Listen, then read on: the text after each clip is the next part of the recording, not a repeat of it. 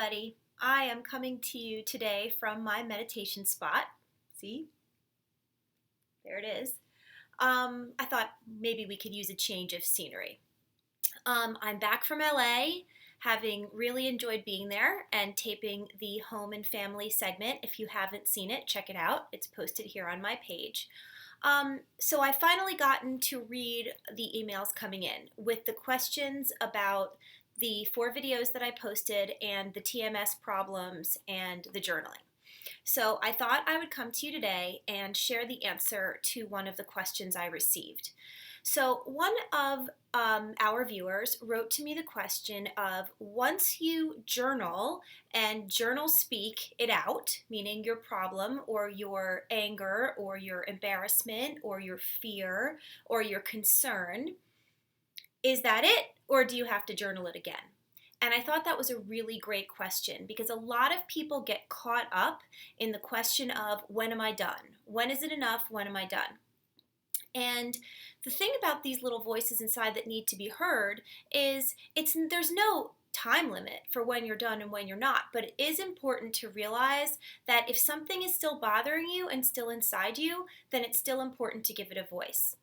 I have clients who are so sick to death of their own voices, who say to me every week, "Oh my goodness, if I have to hear myself complain about my husband one more time, if I have to hear myself lament about my job one more time." But the problem is, if it's bothering you, it's bothering you. Part of this whole process is embracing who we are as human beings. And we are flawed, and we are soft inside, and things hurt us. And if you don't acknowledge that and you just say, "Oh, I don't want to think about it, go away," that pain needs to come out somewhere. And what I've found in my many years of practice and in my own body is it will come out in our bodies. It could come out as headaches, as back pain, neck, shoulder pain, irritable bowel disease, migraines, skin conditions. I see it every day. And so to answer that question, yes, you may need to write about it time and time and time again.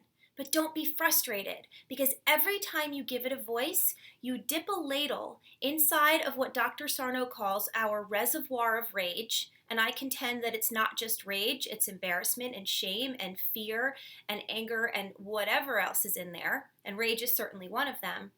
And you ladle out a portion, a space of energy where light can come in, and a space of healing. I did a lot of client work this morning, saw several people, and one of my clients was telling me she could not believe it. It's only been a couple months that we've been working together, and she is almost completely symptom-free after being almost suicidal. So I just want to implore you to give yourself the gift to do this work. When I was on the Home and Family show, one of the things the hosts asked me was, how is it possible that going to these dark places can get people well? And what I like to explain, and what I did explain to them, is it's kind of like this. If you get bad news, or if your phone rings at 3 in the morning and you see a number, immediately you feel it. Immediately your stomach is sick. It tenses up. You have a physical reaction to an emotional situation. Having a chronic pain is exactly the same. We have built up rage, things that we don't allow ourselves to feel, built up fear about the future or whatever's going on for us, and all of a sudden, one day, we reach for a plate the wrong way, or even the right way, and our back goes out, and we say, "What is this?" And what I like to tell people is, if you can believe that stress can cause your headache, and if you can believe that getting bad news can immediately make your stomach sick, and if you believe that being in a panic situation can break your skin out in hives, and by the way, all of these things are documented many times over, millions of times over in our society, then there's no reason to believe that an emotional exercise of excavating these dark feelings, these things that we don't like to say, this 5-year-old that is just screaming inside of us to be heard, simply in a journal, using journal speak like I teach people, don't have to confront anyone, don't have to change your life, then that emotion allows your body to release the need for the physical symptom. And if you think I'm crazy, all I can say to you is, join us. Give it a try. The message I want to leave with you today from this video is, this is your life. Okay? There's a lot of debate that can go on. There's a lot of back and forth about what could possibly work and what possibly wouldn't work. This is your life. How important is it to you?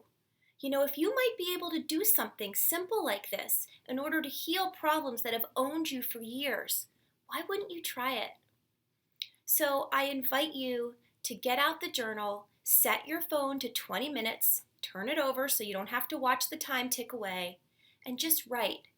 Make a list of the things from your childhood, make a list of the things from your daily life, from your perfectionistic personality, from your personality that wants to be good and kind, and write it. And if you're looking for more instruction, please pick up my book, The Meaning of Truth. You can get it on Amazon. Please watch all the videos on this YouTube channel and give yourself the gift of being curious. And keep writing me your questions, and I will come back next week with another installment of help with journaling and in healing in general. All right? Take care.